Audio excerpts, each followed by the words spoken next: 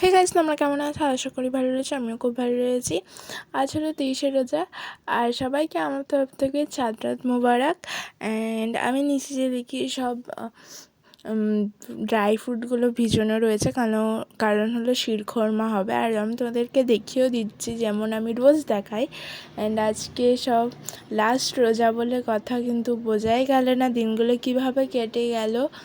আর দেখতে দেখতে 23শে রোজা, আর পরের দিন ঈদ।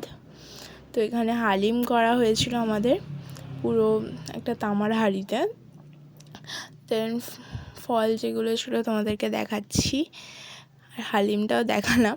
অ্যান্ড আমরা তারপর আমাদের বড় দাদুদের বাড়িতে গিয়েছিলাম। অ্যান্ড খুব সুন্দরভাবে এখানে সাজানো হয়েছিল, তোমাদেরকে দেখিয়েও দিচ্ছি। মাশাআল্লাহ, খুব সুন্দর লাগছিল। আর তোমরা তোমাদের চাঁদ রাত্রি তারপর ঈদ কেমন কাটলো প্লিজ আমাকে কমেন্ট করে জানাও। অ্যান্ড সবাইকে ঈদ মুবারক। তো এটা হলো ঈদের দিন।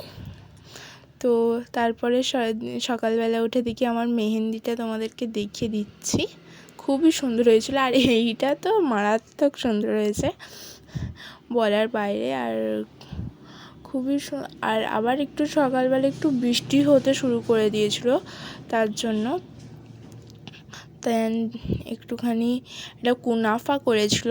কাদের কাদের কুনাফা টেস্টি লাগে। তারপর আমার আপা ফ্রেন্ড এসেছিলো, তো কেক এনেছিল, তো সেগুলোই খেয়েছি।